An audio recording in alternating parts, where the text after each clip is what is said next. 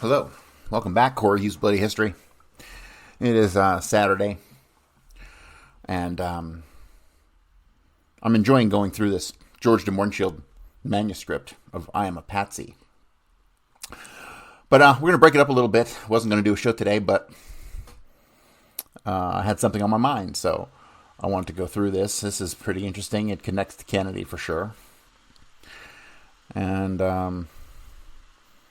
so we're going to go through this story, the Notorious Mrs Mossler. This is written by Skip Hollingsworth, December 2021, TexasMonthly.com. In the mid-'60s, Candace Mossler was one of the most widely known socialites in Houston. She was in her 40s, vivacious and full of charm, with wavy blonde hair, deep blue eyes, and a surgically enhanced figure that was often remarked upon in the many newspaper columns written about her. She had an easy smile and a soft, breathy voice. Her 3-story mansion, which was reported to have 28 rooms, was located in River Oaks, the city's richest neighborhood. There she threw lavish fundraisers for local charities and arts organizations. Famous musicians such as Chuck Berry would sometimes perform on a stage erected on her back lawn next to the tennis court and steam-heated swimming pool. Candace always made grand entrances at her soirees, gliding down the circular staircase after everyone had arrived. She liked to wear high-heeled pumps, diamond jewelry, and elegant designer dresses that stopped just above her knees. "Bless your heart. Thank you so much for coming," she'd say while mingling with her guests. She'd tell stories about her 6 children and her husband Jacques, a wealthy financier who had controlling interests in banks, loan companies, and insurance firms. Jacques, a slightly paunchy but distinguished-looking man with slick-back silvery hair, was 25 years older than Candace. He rarely attended his wife's parties. As one reporter wrote, Jacques preferred anonymity in the business world. He often spent time in Miami, where 3 of his banks were located. That's where he was the last week of June 1964.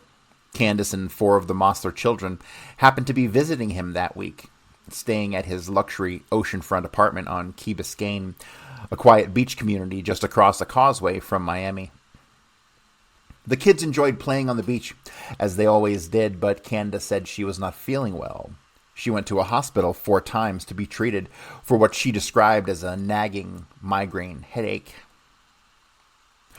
On the last of those trips, which took place in the early morning hours of June 30th, she brought along her children. She stopped at a hotel to mail some letters and then took the kids to a diner for hamburgers. At the hospital, she received an injection to ease the headache, and at roughly 4:30 a.m., she and the children returned to the apartment. When they walked inside, Jacques was lying on the living room floor, wrapped in a blanket. He had been bludgeoned over the head with a blunt object and stabbed 39 times in and around the heart and lungs with a long-bladed knife. The murder was front-page news in both Miami and Houston. "Houston millionaire stabbed to death" was the headline in the Houston Chronicle. "Millionaire banker slain on Key Biscayne" trumpeted the Miami news. Because Candace claimed that Jacques' wallet had been emptied and that several $100 bills were missing from the bathroom counter, along with her gold and diamond wristwatch, detectives from the Dade County Sheriff's Department initially speculated that Jacques had been killed by a burglar. But Candace also suggested to them that her husband had made plenty of enemies over the years, from rival bankers to disgruntled ex-employees and resentful customers who'd had vehicles or appliances repossessed by his companies. What's more, she revealed she'd been told that during his trips to Florida, Jacques sometimes invited young men he'd met on the beach to his apartment. Candace said that during the week she and the children had spent on Key Biscayne, her husband had received phone calls from a man who spoke in feminine tones. Candace told detectives she suspected Jacques had been living a closeted life and that he'd been murdered by one of his lovers.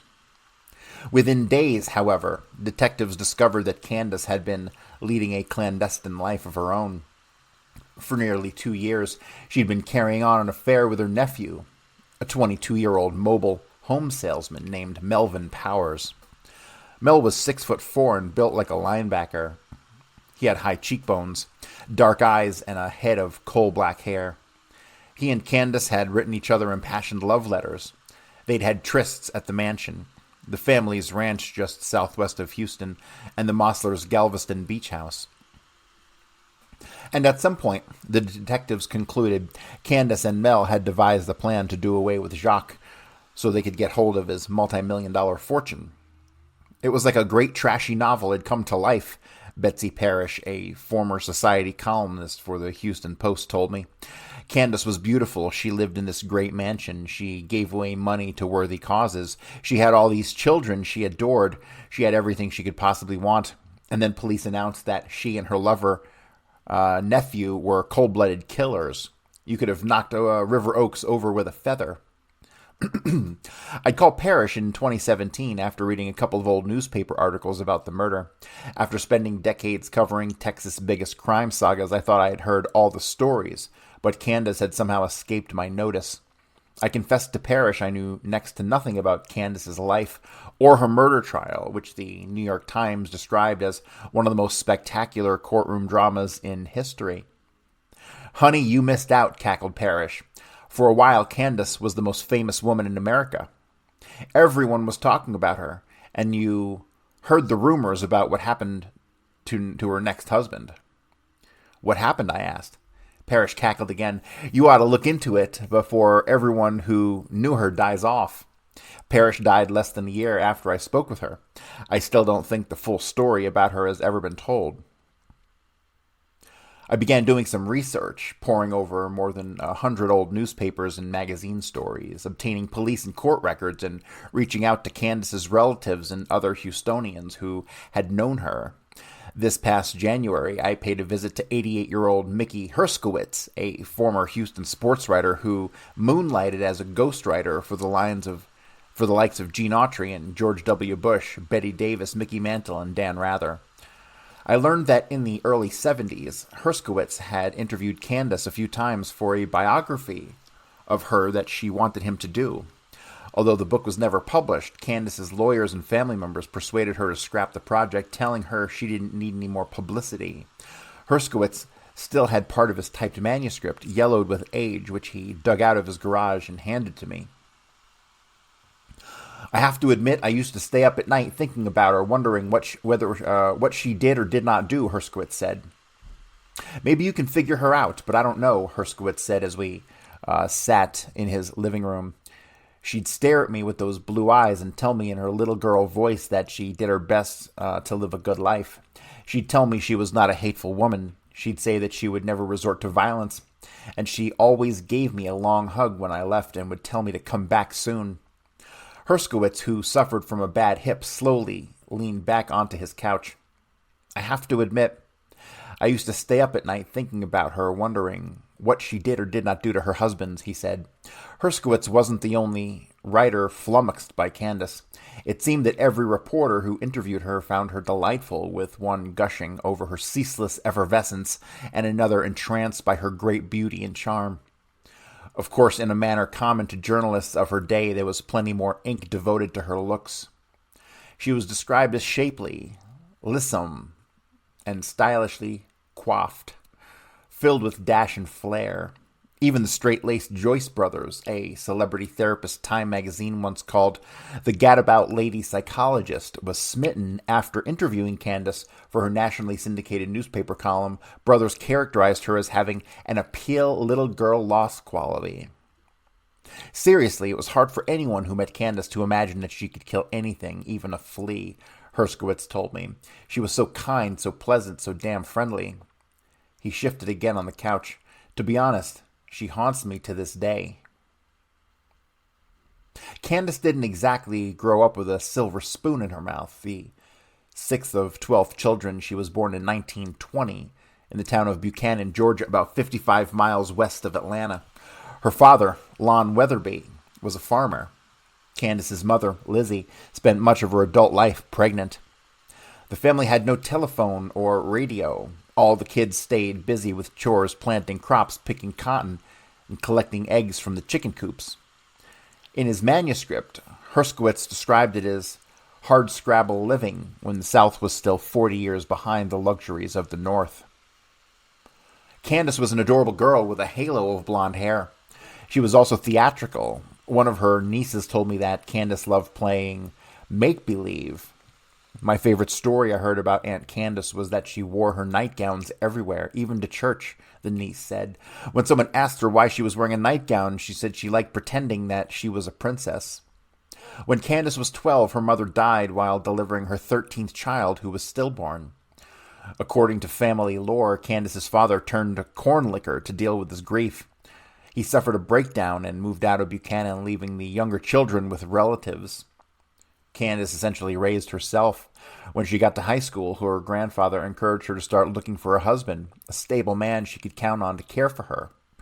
She was introduced to Norman Johnson, a family friend and civil engineer 10 years her senior, who lived in Anniston, Alabama, 50 miles west of Buchanan.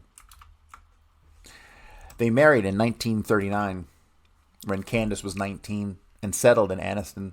A year later, Candace gave birth to a son, Norman Jr. But Candace wasn't content being a homemaker in small-town Alabama. To get out of the house, she began volunteering with the United Service Organizations, the military support group. She and the other women helped host parties for soldiers at Fort Benning, Georgia, about 120 miles south of Anniston. At one of those parties, she met an Army officer named Winthrop Rockefeller, a son of the New York industrialist John D. Rockefeller. Before Rockefeller was shipped overseas to fight in World War II, he and Candace became close, according to some accounts, very close. In fact, years later, during a court hearing in Houston regarding the disposition of the Mossler estate, an attorney asked Candace why she gave her second child, Rita, who was born in 1943, the middle name Rockefeller. Was she the daughter of Winthrop Rockefeller, the attorney asked. Candace's lawyer refused to let her answer the question. It's not clear that Norman ever learned of Candace's relationship with Rockefeller. In the mid-40s, he moved her and the two children to New Orleans, where he landed an engineering job at a shipyard. But their marriage soon fell apart. Norman moved west, eventually settling in Boulder, Colorado, and she stayed in New Orleans with the children. Candace set about launching her own career. She decided she was going to be a fashion model. She quickly found gigs modeling clothes for local department stores and also designed lingerie. At one point, she dropped off the kids with one of her sisters, took a train to New York City, and attended classes at the Barbizon School of Modeling. When she returned, she opened the Candace Modeling and Self-Improvement School, the name changed multiple times over the years, on Penniston Street near the city's fabled Garden District. She placed ads in the Times-Picayune, promising to advise young ladies on makeup and hairstyling, provide tips on maintaining a streamlined figure, prepare them to model in fashion shows, and imbue them with self-confidence, grace, poise, and elegance of speech that will make you a person of real distinction. The ads usually included a photo of Candace, a smile lingering about her lips. Incredibly, the poor little Georgia farm girl had transformed herself into a big city entrepreneur. To attract clients, she hosted free seminars on such topics as how to properly wear women's hats. One Easter Sunday, reported to a local paper, she threw a fashion parade leading 45 of her modeling students up and down Canal Street, accompanied by numerous high school marching bands. While researching his book, Herskowitz, picking up an intriguing rumor that Candace had other ways of earning money in New Orleans, she occasionally worked as an escort. She was also said to have run an entire outfit of sex workers. Young soldiers back from the war would come to her house and sign up for dance classes. Each was paired with a female partner. They'd dance for a while before retiring to one of the bedrooms, and the soldiers could use his GI Bill benefits to pay for his lesson. Apparently, these rumors didn't hold Candace back. She decided to get involved in the city's arts scene, applying for a volunteer position with the New Orleans Opera. She told the organization's executives that she would be more than happy to meet with the prominent businessmen and solicit donations. The executives gladly took her on. And one of the men they suggested she target was a New Orleans banker named Jacques Mossler. Jacques was a native of Romania. As a boy, he emigrated with his family to Buffalo, New York, and eventually made his way to New Orleans, where he opened a used car dealership. In those years, he was known to cut corners to turn a profit. In 1916, the Times-Picayune reported that the 21-year-old Jacques had been arrested for grand larceny after a doctor's car was stolen from a hospital and later found in a garage at Jacques' dealership. I couldn't find any records indicating whether he was convicted. Jacques' brother ran the business while he served in the army during World War I. After he returned home, he sold his dealership and began opening small loan companies, offering customers without much credit history or collateral the opportunity to buy automobiles, appliances, and furniture at high interest rates. He sold home mortgages. He invested in insurance firms and banks.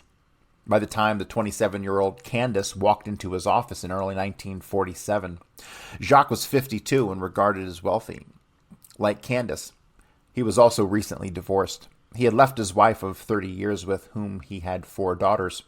He wrote a check to the opera for only $25, telling Candace that opera bored him. But he was definitely not bored by Candace. Weeks later, she and her children were at the Audubon Zoo, and they just so happened to pass right by Jacques, who was known to stroll there on his lunch breaks. In May 1949, while on a trip to Fort Lauderdale, Jacques and Candace got married at a Presbyterian church. When they returned to New Orleans, they began packing their belongings. Jacques had decided to establish a new headquarters for his burgeoning business empire in a city neither of them knew well, Houston. In 1950, Houston was awash in money. The city uses dollars as Niagara Falls uses water, wrote George Feuerman, a newspaper columnist who that year was finishing a book titled Houston, Land of the Big Rich. Oilmen made deals on downtown street corners. One particularly flamboyant member of that fraternity, Jim Silver Dollar West, tossed silver dollars out of the window of his Cadillac to passers-by.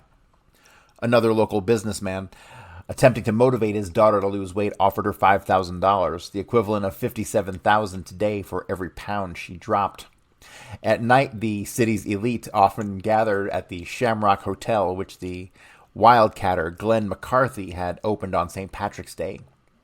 The previous year, for the Shamrock's opening celebration, McCarthy flew in Kirk Douglas, Ginger Rogers, Errol Flynn, and Lana Turner. Star The Postman Always Rings Twice, the 1946 film noir about a bored housewife who has an affair with a drifter and convinces him to murder her much older husband. I came across a photo of Jacques and Candace having dinner at what looked to be the Cork Club, the Shamrock's most exclusive restaurant. 2 violinists had paused to play at their table. Jacques, in a dark suit, was holding a glass of red wine. Candace was wearing a white fur wrap over her dark dress, and her hair was pulled back into a chignon. Etched across her face was a look of pure delight. On a 3-acre plot of land on Willowwick Drive in River Oaks, Jacques built Candace a castle, a 3-story red brick mansion staffed with maids, cooks, butlers, gardeners, handymen, and a chauffeur. Candace's personal maid was an Egyptian woman who spoke 3 languages. Adjoining the house was a 7-car garage filled with luxury automobiles. Candace quickly began making her way up Houston's social ladder. She wrote check after check. To the Alley Theater one day, to heart disease research the next. She threw fundraisers at the mansion, and many attendees came out just to get a glimpse of Candace. She strolled from room to room in stilettos, greeting her guests with a kiss on the cheek. None of us knew anything about her, said Joan Schnitzer, a longtime Houston socialite and philanthropist who attended a couple of Candace's parties in those years with her husband. But far as we could tell, she didn't have a mean bone in her body. She was fun and flirty. All she had to do was touch an older gentleman on the arm and say, "I really love your tie," and you could see him melt. Inevitably, the rumors about Candace's secret life in New Orleans made their way to Houston. Joan Herring, another grande dame of the city's contemporary social scene, told me she had first heard the murmurings at a dinner that Candace was throwing to benefit the Houston Opera. One of my friends took me off to a corner and whispered, "Have you heard that Candace was a call girl in the French Quarter?" I said, "Oh my God, I knew there was something different about that woman." Of course, even if the rumors were true, Candace certainly wouldn't have been the first woman in Houston with a past to marry a wealthy older man. What's more, it was hard for the city's social crowd to condemn someone whose philanthropy often went above and beyond. She volunteered at multiple hospitals. She took a special interest in the Houston Boys Club, donating $15,000 to build bathhouses for the kids at the youth center's pool. Nothing creepy about that. In January 1957, Jacques called her from a business trip in Chicago to tell her he'd just read about 4 local siblings aged 2 through 6 who'd been left homeless after their father shot their mother and stabbed their baby brother to death. Candace soon boarded a flight to the city, and she and Jacques signed custody papers for all 4 children. The adoption would become final later. The story was picked up by the wire services and printed in newspapers from coast to coast. "Day of tragedy for children gives way to fairy tale life," went one headline. When Candace walked off the plane at Houston International Airport with Jacques and their new brood, Martha, Daniel, Christopher, and Edward photographers were waiting. Candace, as ever, was camera ready, wearing a black dress with black pumps. She became one of the most famous women in town and a favorite subject of the journalists. She served as team captain for the United Fund campaign as chair of the prestigious Pin Oak Horse Show, which raised money for the Texas Children's Hospital, as a general chair of the fund drive for the Houston Opera. Candace was also an active member of the First Presbyterian Church, always arriving for Sunday morning services dressed to the nines like she had come straight from a party. Parrish, the Post's former society columnist, told me, most weeks she brought along her adopted children and put them in Sunday school. Indeed, there was no mother in River Oaks quite like Candace. She turned the mansion's ballroom into a giant playroom. She had her chauffeur take the children to drive-in movies, to a bowling alley, to the family's ranch, and to their Galveston beach house. She and Jacques arranged for a baseball field to be built on a lot across from their home, and one of Jacques' employees taught the children to play sports. Once Candace had even a chimpanzee named Jocko brought to the mansion to play with the kids. "They're my life, my entire world," Candace told the reporters who came to see her. "People can work hard and accomplish a lot of things, but it's useless without children to love." As the 50s came to a close, Candace seemed to have it all. Then in late 1961, Candace got a phone call from Elizabeth "Babe" Powers, her older sister. Babe said she needed help. Her 20-year-old son, Mel, had been thrown in jail. Raised in Alabama and Arizona, where his father operated a small commercial aviation service, Mel had been an aimless boy expelled from school for excessive absenteeism. He later got a job going door-to-door selling magazine subscriptions. During a work trip to Michigan, he persuaded an 89-year-old man to buy $20,000 worth of worthless stock in a fake magazine subscription firm. Mel was convicted of fraud and sent to jail for 90 days. That's what spurred Babe's phone call. She asked Candace if Mel could come to Houston after serving his jail sentence and stay at the Mossler mansion until he found a job and got back on his feet.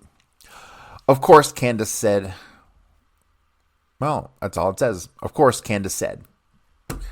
When Mel showed up, he must have made an impression. Although his face was pockmarked by acne scars, he was muscular and movie star handsome. Candace gave him his own bedroom and a Thunderbird to drive. Mel also underwent 4 operations, presumably at the behest of Candace. He was circumcised, his tonsils were removed, his ears were cosmetically adjusted to lie flatter against his head, and his face was sanded. Jacques agreed to give Mel a job as a repossessor at one of his loan companies. Mel turned out to be a fine employee who had the easy repartee of a salesman, one reporter would later write. But in June 1963, about a year and a half after Mel's arrival, word began to spread through River Oaks that something was going on at the Mossler mansion. According to the gossip, Jacques had fired Mel, hired security guards to escort him off the estate, and had forbidden his return. Jacques had then left Houston for his luxury apartment on Key Biscayne. Candace told anyone who asked that Jacques kicked Mel out of the mansion because Mel had announced that he was planning to leave his job in order to start his own business. And Jacques was in Florida, she added, to oversee the opening of another Miami area bank. She and Jacques were getting along just fine, she said. In fact, she and some of the Mossler children would be visiting Jacques soon. They arrived in 1964, after school let out. Although Candace seemed to be having a good time hanging out with the kids on the beach during the day, she began making trips to the hospital at night, always bringing along the children so she could receive shots to ease those nagging migraines. The children would later tell police that they weren't bothered by their mother's excursions. She was a night owl, they said. They liked piling into her red Pontiac convertible and going on rides. It wasn't until they returned to the apartment on June 30th and heard their mother's gasps that they realized something was terribly wrong. As the heiress to Jacques' fortune, Candace was estimated to be worth at least $7 million, roughly $60 million today, and possibly much more. At Jacques' funeral in Miami, she sat in the front row surrounded by her children and quietly wept. Afterward, she and the kids flew to Washington, D.C., where Jacques was laid to rest at Arlington National Cemetery. Meanwhile, detectives from the Dade County Sheriff's Department were following the three leads Candace had supplied, that a burglar or a business rival or perhaps a lover might have killed Jacques. The detectives sensed that they had a top-drawer murder mystery on their hands, and the mystery only got more intriguing when someone told them that Jacques had actually booted Mel out of the mansion after a member of the household staff had spotted Mel and Candace canoodling. The detectives discovered that on the afternoon of June 29th, Mel had arrived at the Houston airport and purchased a one-way ticket to Miami. A flight attendant said Mel was carrying a briefcase as his only luggage. After he arrived in Miami, he was seen at the Stuffed Shirt Lounge at a Holiday Inn not far from Jacques' apartment. He went to the bar several times. On his first visit, he asked for an empty glass soda bottle and left with it in his hand. When he returned around 1 a.m. closing time, he ordered a double scotch. By the time Candace called police to report the murder, Mel was back at the Miami airport purchasing a one-way ticket to Houston. Since Mel's eviction from the Mossler mansion, he had been living in an apartment and operating a small mobile home sales business south of the city, not far from the new manned spacecraft center. The detectives flew to Houston to interview him. He swore he'd been in Houston the night of Jacques' murder. He had gone to see a movie, he said, though he couldn't recall the name of the film or the theater where he'd seen it. He was arrested and charged with capital murder. While searching Mel's office, the detectives found a photo of Mel and Candace sitting close together at a nightclub. They came across a couple of letters that Candace had written Mel during stretches when she'd been out of town. "My darling," one of her letters began, "the image of your face is before me. I can almost feel your face against mine. I could not think of life without you. I love you. I need you. I long for you." Soon the newspapers were reporting that the detectives were looking into the possibility that Candace was involved in the killing. "I was speechless, and I am not often at a loss for words," said Lynn Sakowitz Wyatt, the octogenarian Houston department store heiress who is now one of the world's most celebrated socialites, known for their soirees at her River Oaks mansion and at her home in the south of France. "I remember that people came from all over just to drive past her home, hoping to get a look at her. There were literally policemen in front of her house directing traffic. But Candace wasn't at the mansion. She had sequestered herself inside St. Luke's Hospital, where she claimed to be suffering from what her doctor described as nervous strain. Standing sentry outside her room were 2 private security guards. Candace did let newspaper reporters gather around her bed for an impromptu press conference. She was wearing a pink nightgown. Her blue eyes were swollen from crying. "Oh, pooh," she exclaimed when a reporter asked whether she thought Mel had murdered her husband.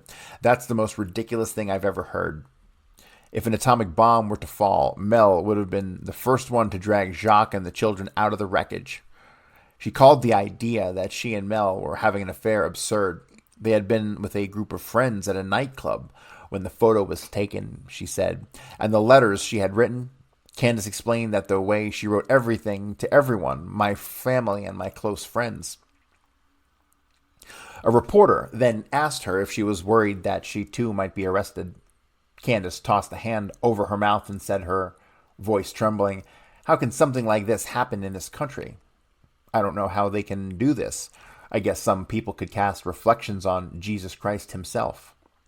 For the next year, while the detectives worked the case, Candace spent much of her time with her children and their governess in Rochester, Minnesota, where she rented adjoining apartments and made appointments at the Mayo Clinic to treat her migraines. She stayed mostly quiet, giving only one interview to a Miami Herald investigative reporter named Gene Miller, telling him that Jacques had become unstable in the last months of his life and that he had been receiving love letters on pink stationery from a man who also tried to blackmail him for $75,000. Candace insisted she had deeply loved Jacques and didn't care about his money. "I would have been happy with him in a telephone booth," she told Miller. In June 1965, she traveled with her children to Arlington National Cemetery to commemorate the first anniversary of Jacques' death. They knelt by Jacques' grave and placed roses beside his tombstone.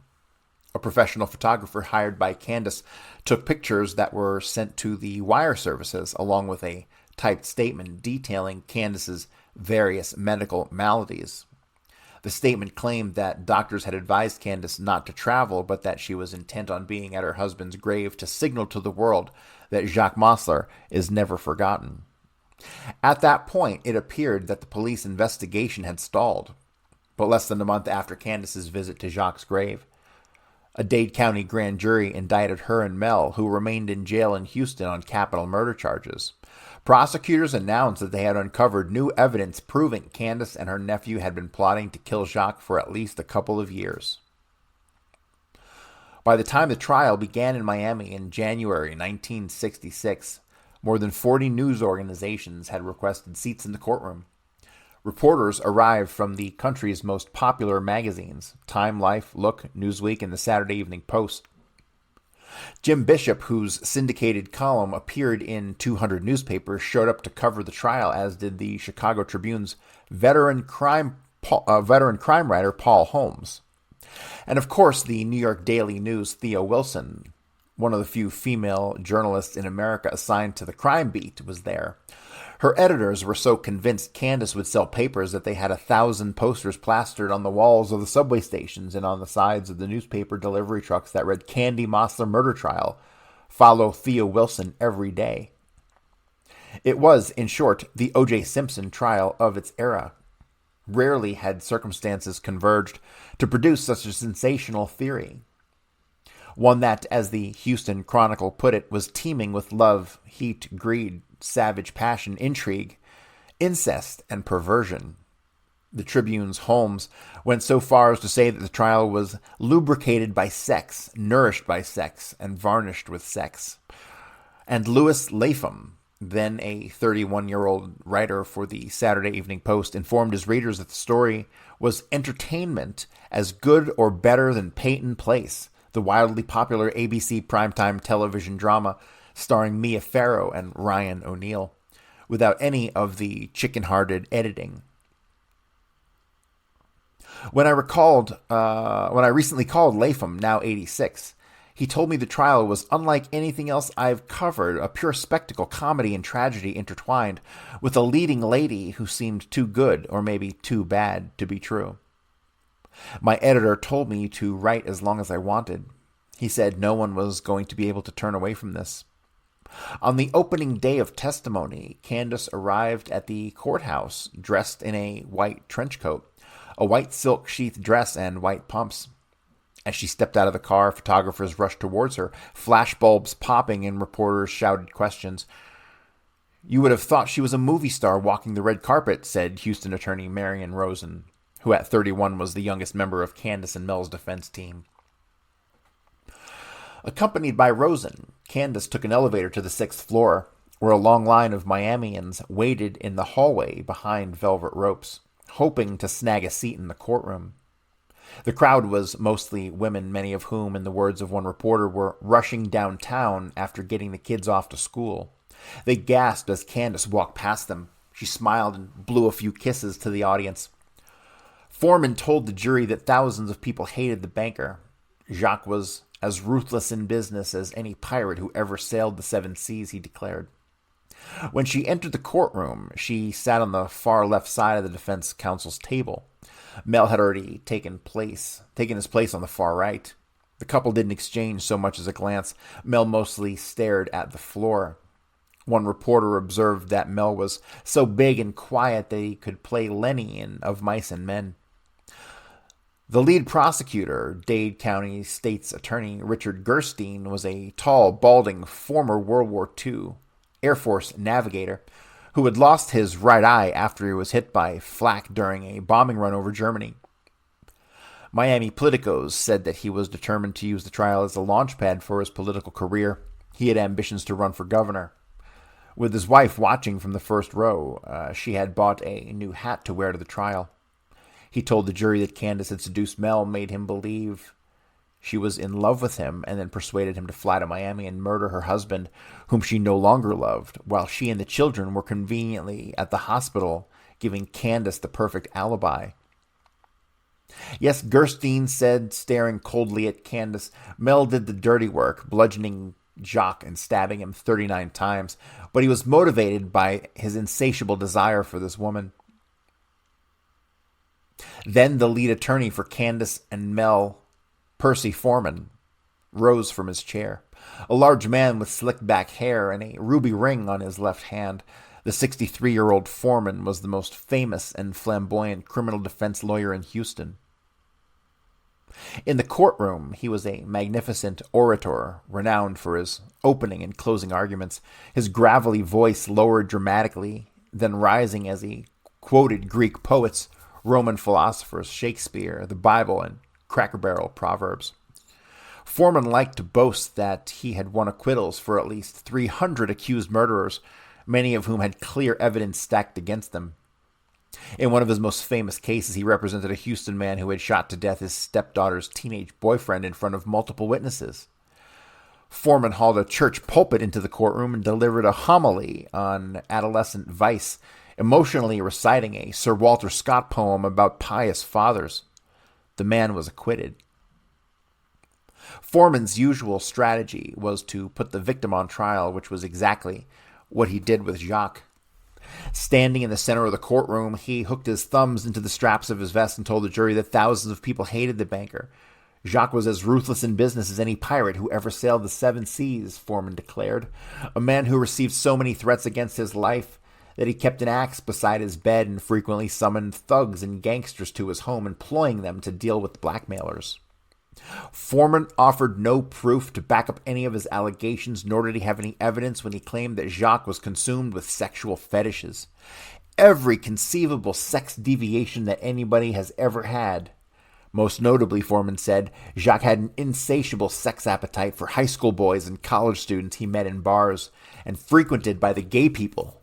Foreman roared that if each of the 39 wounds on the body of the deceased had been inflicted by a separate person, that is 39 different people, there still would be 3 times as many people in the state of Florida with enough reason to want the death of Jacques Mossler.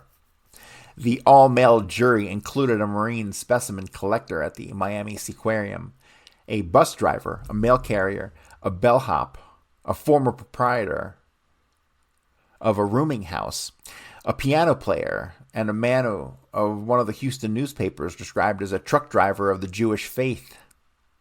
When Foreman sat down, the jurors studied Candace as she blinked back tears and accepted tissues from Rosen, who sat beside her. Candace softly fingered a gold necklace, a long-ago gift from Jacques. The jurors couldn't take their eyes off her, recalled Rosen, who's now 87 and still practices law in Houston. There were some courtroom observers who later said they believed the trial was over the moment Candace took a seat in the courtroom and crossed her legs. The press corps was certainly taken with her. She chatted with reporters during breaks. She even met with a few of them at night.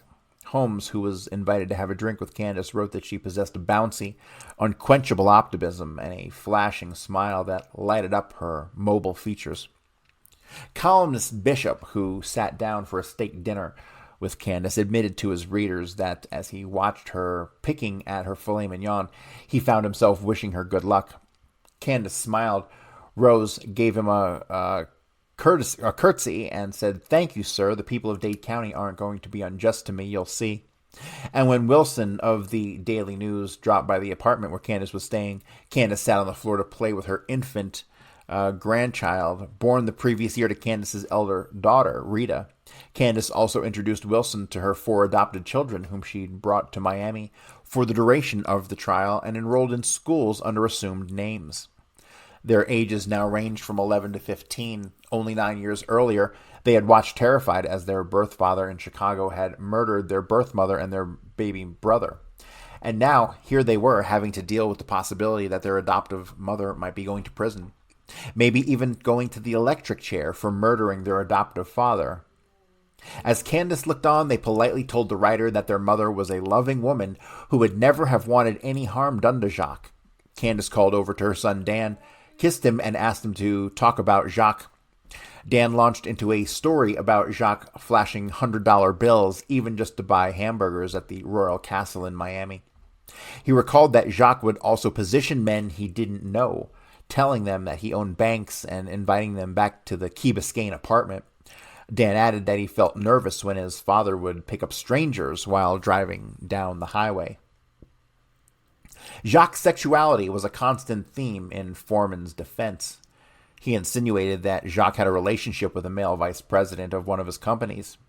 He called to the stand a former handyman of the Mosslers, who testified that he had seen the banker with 3 shirtless young men in a trailer at the Mosslers' Galveston Beach property. Jacques and the other men were drinking from a bottle of liquor, the man said. They talked real loud, kind of fancy.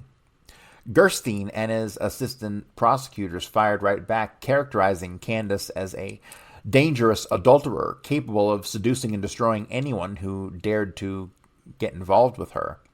The prosecutors called a string of witnesses who described Candace's own sexual desires as depraved. Some testified that they'd watched Candace embrace Mel while the two were parked in Candace's Lincoln Continental. One woman said she saw them doing the same in Mel's Thunderbird. They were in each other's arms, the woman solemnly stated. They were too passionate for relatives. A man testified that he saw Candace drive to Mel's trailer sales lot and begin hugging and kissing him. The foreman of the Mosslers ranch recounted that Candace and Mel once showed up there, disappeared inside one of the ranch's trailers, and rumpled up the bed. And one of Mel's co-workers at the trailer lot testified that Mel often bragged that he could get whatever he wanted from Candace by performing oral sex on her. There were a few seconds of stunned silence as everyone in the courtroom turned to look at Candace and Mel. According to the reporters, Candace kept a stony face, while Mel smiled sheepishly. Judge George Schultz was so discomfited by this testimony that he ordered the bailiffs to clear the courtroom of anyone under the age of 21, a ruling that vastly disappointed the number of teenage girls wearing elaborate bouffant hairdos, wrote Lapham. There were plenty of women happy to take the teenager seats. Some had arrived at the courthouse as early as 5 a.m. to wait in line behind velvet ropes. When the doors opened, they bolted for the wooden benches, ignoring the bailiff's pleas to slow down. They carried sack lunches, which they ate during lunch breaks so they wouldn't have to give up their seats. A Miami Herald reporter asked one observer why it's so important for her to be at the trial. "Where else could you find so much human nature?" she replied. As the trial went on, it became clear that Gerstein had no direct evidence connecting Candace and Mel to Jacques' death. No murder weapon, the bottle Mel had taken from the Holiday Inn, was never found, or eyewitnesses. A fingerprint expert did testify that Mel's palm print was identified on the kitchen counter in Jacques' apartment, but there was no way to say for certain when Mel had left the print. Yet Gerstein still had another card to play. He said that Dade County Sheriff's detectives had interviewed at least 5 men who claimed that Candace and Mel had tried to hire them to kill Jacques. One worked at the gas station where Mel had his car serviced. He testified that Mel asked him to murder Jacques, drive his body to Mexico, and dump it into a volcano. Another man, the co-worker at Mel's trailer sales office, testified that when Mel tried to convince him to do the job, Mel had taken a letter opener and made stabbing motions over and over, demonstrating how he would like Jacques to meet his demise. The co-worker told Mel he wasn't interested.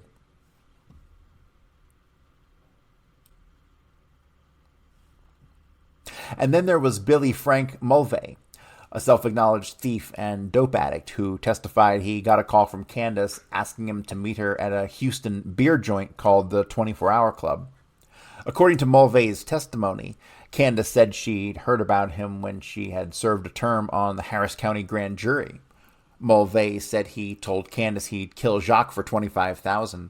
His plan was to rig dynamite to Jacques' car, but he was arrested and thrown into the Harris County jail on another charge before he got around to it. In July of '64, he continued. He was still in jail when Mel was arrested for Jacques' murder. They briefly shared a cell, and Mel confessed to him that he had done the killing. At one point, while Mulvey was telling his story, Candace rose halfway out of her chair and cried out, "I've never seen or heard of this man in my life." But most of the reporters weren't buying his story either.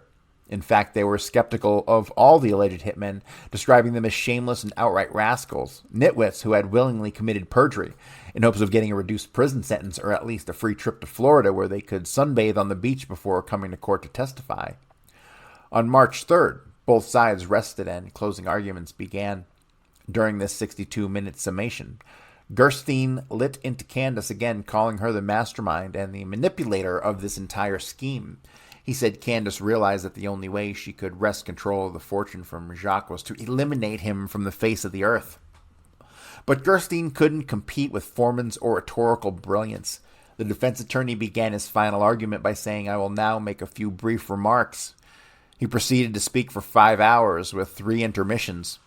He quoted Shakespeare, Wordsworth, H.G. Wells, Buddha, and Jesus. He referred to Mel as that innocent boy and to Candace as that sweet little woman. And in a surprising move, he went after the Dade County Sheriff's detectives, claiming without a shred of evidence that they had cut deals with Jacques' 4 daughters from his first marriage. The detectives, he said, had agreed to manufacture testimony against Candace and Mel in return for a large under-the-table payment from the daughters who wanted Candace convicted so that they could inherit Jacques' estate. As Foreman came to the end of the speech, he told the jury to look again at Candace, who was clutching a bouquet of flowers. "Let him among you without sin cast the first stone," the attorney quietly said, then took his seat. After 3 days of deliberation, the jurors returned to the courtroom to deliver their verdict. Candace was dressed in a beige suit and a white coat with gloves and sunglasses. Her face was chalk white, one reporter observed.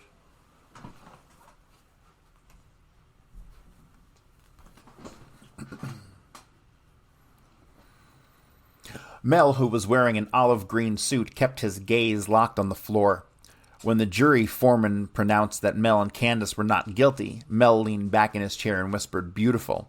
Candace convulsed into sobs. Later in a back hallway, she kissed all 12 jurors. "Thank you," she said. "Thank you for my children." One juror, himself in tears, said, "God bless you, ma'am." A crowd was waiting as Candace and Mel left the courthouse. Some looked on in shock, bewildered that the socialite and her young nephew had been set free. But a few women, weeping openly, tried to reach out and touch Candace. She was their heroine, a loving mother who had escaped the clutches of corrupt police detectives and prosecutors. "Candace, we love you," they shouted. Only 10 days after the verdict was announced, a paperback book about Candace was published and shipped to stores across the country. A New York film company also announced plans for a major motion picture about Candace. Upon hearing this news, the mayor of Miami gave interviews saying he'd be happy to cast in the film playing the role of the judge.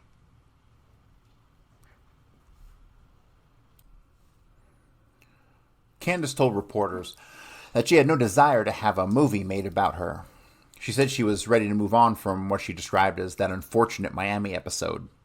Upon her return to Houston, she had an 8-foot stone wall built around her estate to discourage gawkers. Yet hordes still flocked there. Tour buses even puttered by the mansion, the out-of-town passengers peering out the windows, cameras hanging around their necks. Occasionally, a bus slowed in front of the electronically controlled front gates. Someone would cry out, "There she is!" And for a moment, as a security guard waved his arms, shouting at the bus driver to keep moving, everyone would catch a glimpse of Candace standing by the front door. River Oaks residents were horrified that she had stayed in the neighborhood. They stopped inviting her to parties and avoided the events she hosted. "Please, I wasn't about to be seen standing next to that hedonist," Joan Herring told me. "She was a murderer. She had sex with her sister's son. I don't know which was worse." Candace, however, wasn't going anywhere. When I talked to the former Houston Post Society columnist Betsy Parrish, she called Candace the unsinkable Molly Brown, a reference to the American socialite who survived the Titanic disaster. In fact, Candace told reporters that she would begin to focus on running the business she had inherited from her husband. As the new chairman of the board of Jacques Bank Holding Company, she attended monthly directors' meetings accompanied by her financial advisor, Earl C. Koch. Candace referred to him in the meetings as the Honorable Mr. Koch. She oversaw the construction of another bank in Miami. When the new bank opened its doors, she was there dressed in a cowboy hat, a fur-lined cape, and thigh-high boots. Candace also purchased office buildings in downtown Miami, apartment buildings in Beverly Hills, oil and gas wells in Louisiana, and undeveloped land near the Alamo and Houston's newly opened Galleria. She invested in a theatrical work called Lady Godiva, and she found a music company to publish and promote the love song she said she had been writing for the past couple of years to help manage her stress. Candace told Maxine Messenger, the society writer for the Houston Chronicle, that Judy Garland was interested in recording a few of her songs. A delighted Messenger promptly announced in her Big City Beat column that Candace was now writing pieces for the iconic performer and shaping her career. Though the press tended to fixate on her love life and glamorous carousing, Candace was in many ways a woman ahead of her time. And it wasn't just her successful tenure heading up a complex business empire. She stirred up even more media attention in October 1967 when she arrived with Mel in tow at a Houston benefit concert headlined by Aretha Franklin and Harry Belafonte. Proceeds went to Martin Luther King Jr.'s Southern Christian Leadership Conference, with a few members of the audience were white. Segregation remained an entrenched part of life in the city. Candace, who'd made a sizable donation to the SCLC, sat close to the stage, posed with King for a photograph that ran in Jet magazine, and later hosted at a dinner party at her mansion for King and the singers. Candace also continued with other philanthropy. The Houston Post ran a large photograph of her later in 1967 as she broke ground for a $100,000 building project at the Boys Club of Houston. She was holding a shovel and, as ever, smiling eagerly. Candace got involved with the Houston Livestock Show and Rodeo at the Astrodome, one of the city's biggest charitable events. She made winning bids on the top steers and arranged to have her photo pasted on mammoth billboards, welcoming visitors to the annual show. The cowboys were intrigued by her. One admiring rider who got a look at her told a reporter she'd still make a pony bull his picket pin. The newspaper society columnists loved filling their columns with tidbits about Candace, especially if they involved Mel. The two of them were seen shopping in a neighborhood department store for light fixtures and curtains. They went to see a ball game. They were spotted in New York attending a Broadway musical. On a trip to Switzerland, Mel supposedly bought Candace an engagement ring. Candace still insisted that she and Mel weren't romantically involved. She loved him like she loved all of her relatives, she said. She rarely saw him, she added, because she was so busy starting a career as a commercial property developer. Turned out Mel had a knack for real estate. One rundown building that he bought for $2,000 sold a year later for $110,000. He picked up other properties and hired a prominent Houston commercial real estate brokerage firm to manage them. His account was given to a young rookie broker who told me that he and Mel hit it off in part because he never asked Mel about Jacques' murder. They began to meet for drinks. During one of their outings, Mel admitted that he was growing tired of Candace. He said he was ready to move on, but he needed to do it slowly without setting her off, recalled the broker, who's now in his 70s and would speak only under the condition of anonymity. Mel and Candace had a crazy streak, he said. She was unpredictable and had a fiery temper, and he wasn't sure what he would do if she'd found out he'd been with another woman. Candace was already suspicious that Mel was cheating on her. She once screamed at Mel in front of her children because she believed he was ogling a waitress. She got so upset with him on another occasion that she called the police and demanded he be arrested for hitting her about the head and face with his hands and fist. When the cops found no evidence of assault, she dropped the charges. She hired a private detective in Houston to follow Mel around and see what he was up to. One afternoon, the broker told me Candace's chauffeur brought her to a building where the broker was working. She rolled down the window and gave me a nice smile. She was very well dressed. She asked if I knew where Mel was, and I said I didn't know. I looked down and saw a .45 pistol on the seat beside her. I thought, what the hell? A couple days later, the broker said Mel told him he and Candace had gotten into another argument at the mansion. He went into her bathroom, shut the door, and walked over to the sink. Then Candace's .45 went off 3 times. A bullet splintered the door. Mel told me that if he'd been standing on the other side of the door, he'd be dead, the broker had said. Mel never filed a police report, and as far as I could tell, no one else had heard about the alleged shooting. Mel ordered me to keep quiet, and I did, said the broker. I wasn't about to cross him. Although they knew they would be bound forever to the mystery surrounding Jacques' death, Mel and Candace finally decided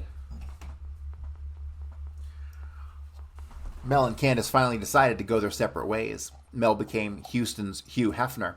He grew out his hair and sprouted a thick mustache, and frequented TGI Fridays, at the time an especially popular singles bar, wearing wide-collared shirts and custom-made jeans with leather stitching around the cuffs. Even nice girls found him irresistible. One woman who knew him told me. As for Candace, by then in her 50s, she too had no shortage of love interests. I remember going to one of her birthday parties that she threw for herself, recalled the renowned Houston criminal defense attorney Dick DeGuerin, who in those years was just getting established. It was in the backyard around the swimming pool, and there was a lot of drinking. A friend of mine, Jack Staub, the son of the Houston architect, John Staub, took off his clothes except for his boxer shorts and dove in the diving board, maybe to impress her. Anyway, she came floating down her spiral staircase, followed by another suitor, Buck Bukowski. Buck was barefoot, wearing his white Nehru jacket, smiling proudly. Candace stood on the outdoor stage with a microphone, and she said she had brought in a special guest to play for us. Out came Chuck Berry. We all applauded, and then Candace suddenly stepped forward and planted this huge wet tongue kiss on him that must have lasted for 30 seconds. Candace and Chuck seemed to be having a really good time. I looked at Buck and thought, sorry about that, my friend. Years later, in his 1987 autobiography, Berry would devote an entire chapter to his multiple flings with Candace, describing in detail their encounters in her circular bed. In 1971, she married again, this time to Barnett Garrison, a self-employed electrical contractor who owned a few nightclubs. Barnett was a hulking fellow, 6'4" and 220 pounds. He was 32 and she was 51. They seemed happy together, at least until Candace learned that he liked to frequent a small nightclub that featured go-go dancers. One evening, after the club had closed, it burned to the ground. After a lengthy inquiry, Houston Fire Department investigators suspected that Candace had set fire to the joint, but they didn't have evidence to arrest her, and the story never made the newspapers. That is until years later when Houston Post Society columnist Marge Crumbaker asked Candace during a private conversation if she had started the blaze. According to Crumbaker, Candace waved a hand in the air and said, I certainly would understand doing such a thing. In August of 72, a little more than a year after the wedding, Barnett was found face down in a pool of blood on the Mossler mansion's stone patio. His 9mm automatic pistol, which carried in a zippered case, was beside him. One of his shoes was beside him. The other one was in the yard. He was still alive, barely. He had brain damage, a collapsed lung, broken ribs, and lacerations on his head. Police officers noticed scuff marks on the steep slate roof of a 3-story home, which suggested that Barnett had fallen off the roof and plunged 40 feet. 2 homicide detectives arrived and went to Candace's bedroom to interview her. According to a police report, the door was locked and initially Candace wouldn't open it. When she finally allowed the detectives into the bedroom, she was incoherent, unable, or perhaps unwilling to answer any of their questions. She mumbled that she had no idea why Garrison had been on the roof, and at one point she blurted out, I already shot him. But that made little sense because no bullet wounds were found on Barnett's body. The detectives concluded that Candace was either on medication or highly intoxicated. Barnett's fall was ruled accidental, but when I went to see Mickey Herskowitz, he told me a version of this story that's never been reported. While he was researching his book on Candace, one of her relatives told him that Candace had paid 2 men to beat up Barnett after she discovered he was cheating on her. What I was told was that after Barnett got pounded, he was still kind of belligerent, really tough as hell, Herskowitz said, so they ice picked him in the ear, then took him up on the roof and threw him off. I called one of Candace's relatives who'd been close to her during the early 70s. What I'd heard is that Candace hired two of her cousins from Georgia, big mean rednecks who drove bootleg liquor over state lines, she said. She told them she wanted them to come to Houston and teach Barnett a lesson, and that led to Barnett getting thrown off the roof. Barnett was taken to Methodist Hospital, where he lay in a coma after 6 weeks. He regained enough memory to recall that he had graduated from Rice, but he didn't remember being married to Candace or falling off the roof. When doctors said they could do nothing more for him, his parents took him in. Candace filed for divorce in March of 74, telling reporters that although she still loved Barnett, there was no way the marriage could last because his mother refused to let her see him. She said she had shown up at the Garrison home one night in a nightgown and fur coat, banging on the door with one of her high heels, but no one would let her inside. She said she had no choice but to move on. The suitors kept coming: a country music singer, the member of the Drifters R&B group, a prominent doctor at the Texas Medical Center, Sammy Davis Jr., a Houston television anchor, a young man who worked for a mortgage company. Just 4 months after Candace went to court to divorce Barnett, Messenger trumpeted in Big City Beat that a hot rumor around town has Candace Mossler and former mortgage man John Bradley planning to waltz the altar in Italy. No doubt to the relief of Bradley's family, the wedding trip never took place. Determined to reclaim her reputation, she hired Herskowitz to write her biography, promising she'd deliver the real story about who she was. But Herskowitz was unable to verify much of what she said. She told him, for instance, that she'd been born in 1927, but that Jacques had doctored her birth certificate so that people wouldn't realize how much younger she was. Herskowitz quickly realized the problem with that claim. That would have meant she was only 12 years old when she gave birth to her first child, Norman Jr. Candace also told Herskowitz that she'd been diagnosed with polio when she was 9. She said doctors had told her she would never walk again, but after undergoing an arduous 5-year routine of exercise, stretching, and massage, she'd rehabilitated herself and was finally able to walk without a limp. It was a dramatic story, and Candace teared up as she told it. Unfortunately, Herskowitz could find no one in the family who remembered Candace ever being afflicted with polio. What particularly bothered Herskowitz was that a lawsuit that had been filed in 1973, just as he was starting working on the book, two of Candace's adopted sons, Dan and Chris, who were then students of the University of Texas, accused Candace of converting large portions of their trusts to herself and of giving them just $350 a month for living expenses. They claimed she had promised them more money, but only on the condition that they agreed to quit school, get haircuts, and return to the mansion to work exclusively for her. The court filings made it clear that life at the Mossler estate was hardly the fairy tale many newspapers had made it out to be. Chris said in a hearing that he'd left home as soon as he could because his mother would get high on prescription drugs and didn't know what she was doing and would tell outrageous lies. In 1975, Candace altered her will, leaving the bulk of the Mossler fortune to her eldest daughter, Rita. She kept Norman Jr. and her eldest child, Eddie, in the will, but she removed Dan, Chris, and Martha from any inheritance altogether, claiming they have not demonstrated the care, love, and affection I deserved as a mother. Herskowitz told me that the more he talked to Candace, the more he wondered if she was becoming unhinged. One day, she announced that she wanted to purchase the Houston Oilers football team. Another day, she said she met with a team of political consultants to explore running for governor. During a business trip to Miami, she called police to report that a masked bandit with soft brown eyes and soft hands had broken into her hotel room and taken $200,000 in cash and jewels. The police quickly closed the case, convinced the report was a fabrication.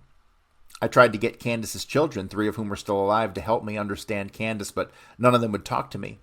My dad has spent more than 50 years trying to figure out who his mother really was, and he still has no answers, said one of Candace's grandchildren, Alex Mossler, an Austin area general contractor. I think he just wants everything to go away. Alex gave me a look and he shook his head. I don't think anything will ever go away. In what was likely the last interview she ever gave, Candace hosted Mark Goodman, a writer for Esquire, at a party she threw at a mansion in early 1976. Suddenly, at the stroke of 1 a.m., the lights dim to an intimate cocktail room glow, the band tones down to a low background thrum, and a spotlight sweeps dramatically to the hall staircase, Goodman wrote. Then through the eerie gauze of cigarette smoke, a tiny curvaceous blonde figurine begins to glide down the staircase, a Gloria Swanson in Sunset Boulevard as she descends amid the tintinnabulation of cymbals and ruffle of drums. The glittering bandleader breathlessly announces, "And now, ladies and gentlemen, Mrs. Candace Mossler."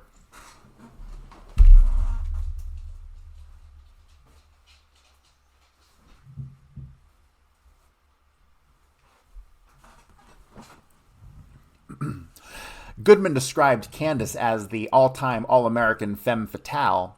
That night she certainly put on the charm for him. After the party was over, she went to her bedroom and returned wearing what Goodman called a breakaway pink gown. Goodman wrote, the voluminous Dolly Parton aside, she easily has the biggest chest of any female under 5'3". For the next 6 hours, Candace talked to Goodman. She also sang an original song that she said Chuck Berry thought highly of. You're a diamond, a flower, a ribbon, a rainbow. You're the pot of gold people seek at the end of that rainbow. When Goodman brought up Jacques' murder, Candace claimed that the Dade County detectives attempting to get her to falsely confess had resorted to torture, tying her hands behind her back, cuffing her ankles, and shining lights into her eyes. But all was forgiven, Candace said. We have our sorrows and our heartaches, but you have to put that bridge behind you. I used to say to Judy Garland, you've got to be like a cat, Judy. You've got to learn to land on your feet in this world. If that philosophy doesn't get you a bluebird in every tree, I don't know what will. In October 1976, 3 months after the Esquire article was published, Candace flew from Houston to Miami to attend a bank board of directors meeting. She checked into a suite at the Fontainebleau Hotel and called her Miami doctor, telling him she had a violent headache. He came to the hotel and injected her with Demerol, a painkiller, and Phenergen, a sedative.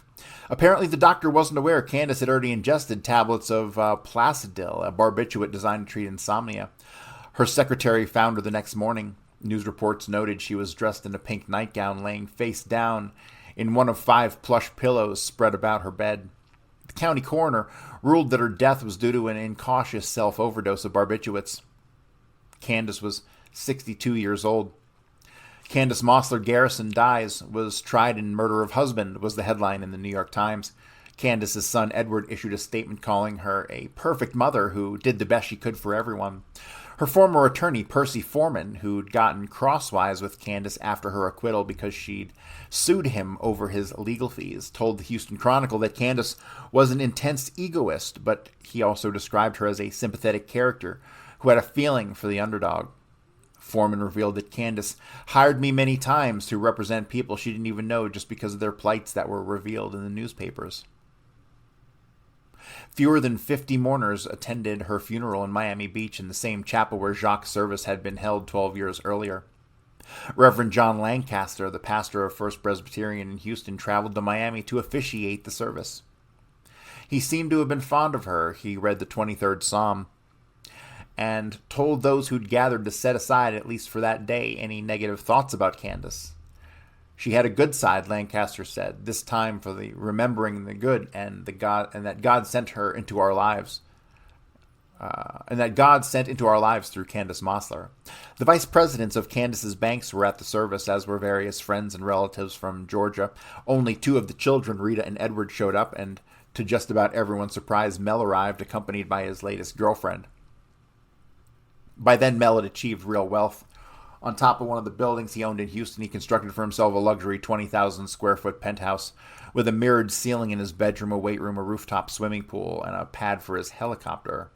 In Nassau Bay, a resort community near where the Johnson Space Center, he'd also built a sprawling waterfront home, and he moored his 165-foot yacht, which was said to be one of the largest in the Western Hemisphere, in an adjoining lagoon. Later during the 80s, oil and real estate bust, Mel would lose almost everything and end up in bankruptcy court accused of concealing and falsifying documents relating to his assets.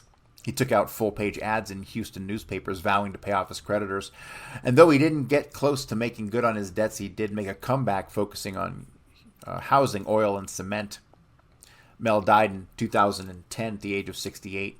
His autopsy report concluded he died of a form of pneumonia, but listed a history of possible prescription drug abuse. The coroner also noted there was a prosthetic device implanted in Mel's penile shaft. Not once did Mel ever publicly comment about Candace or the murder charges filed against them. Candace's third husband, Barnett Garrison, never made any statement about her either. He failed ever to regain his memory and spent the last 25 years of his life in a nursing home before dying in 2009. I'd assume Candace had been buried in Houston, perhaps at the historic Glenwood Cemetery, which overlooks Buffalo Bayou and is where many of the city's elites have their plots.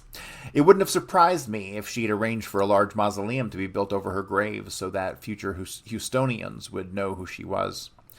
But it turned out Candace had made other plans. She ordered the executors of her estate to have her body shipped to Arlington National Cemetery and buried beside her second husband, Jacques Mossler. Candace had told them she wanted to spend eternity next to the man she loved. This article originally appeared in the December 2021 issue of Texas Monthly with the headline of The Notorious Mrs Mossler. So I found this article to be fascinating. This entire incident with Mr. and Mrs Mossler, to me, is just is just beyond fascinating. And I find it beyond fascinating because of the one person who they didn't even mention in this article. So this article does a good job of staying neutral. It kind of presents a picture of her, and that her and Mel kind of whacked old Jacques there, right? And then the idea that she sent people to go beat up her other husband and they threw him off a fucking roof and he almost died, right? Like, so you think, yeah, she just goes around killing her husbands, or tries to at least. But there was a person they left out of this whole story, which to me changes the entire narrative. Here we go. In Mossler trial, expert identifies Powers' fingerprint. This is by Patty Mummert. This is from the Fort Lauderdale News, Friday, February 4th, 1966. Miami, a fingerprint expert, testified today he's developed only one latent print from the kitchen countertop in the Key Biscayne apartment where financier Jacques Mossler was slain. Dave Plowden, Hialeah fingerprint technician for the Dade County Sheriff's Office, was the first state witness to take the stand today in the first-degree murder trial of Mossler's blonde widow, Candace, 45, and her nephew, Melvin Lane Powers, 25. The print Plowden developed has been identified in pretrial hearings as belonging to Powers. Not disturbed. The expert witness said that the print had not been disturbed by water, rubbing, or anything else. Roscoe Brown, a 46-year-old, 6-foot, longtime Mossler family employee, testified earlier that he had scrubbed down a kitchen counter in the Governor's Lodge apartment where Mossler was slain the afternoon prior to the murder. Powers' palm print later was found on the counter, according to investigating officers. His story remained unchanged though defense attorneys hammered away at him during his 3.5-hour stint in the witness box. Brown, who has worked for the family as a chauffeur, handyman, mechanic, and porter for 17 years, also recalled a telephone conversation with Candace after the murder. He went to a deputy sheriff's home for the occasion, he said, accompanied by Lieutenant Jerry Evans and a man, quote, with a little black box. William Boardman, a sheriff's office stenograph reporter, identified the box as his stenograph equipment. He used it to take down the telephone conversation while listening on a kitchen extension, he told the court. Brown also testified, Mrs. Mossler always treated me very nice. You and Mr. Powers have always been friends too, haven't you? Clyde Woody asked him. Still am, as far as I'm concerned, he said. Overflow crowd. An overflow crowd of curious spectators turned out again today to glimpse one of the blonde defendant and her youthful alleged lover.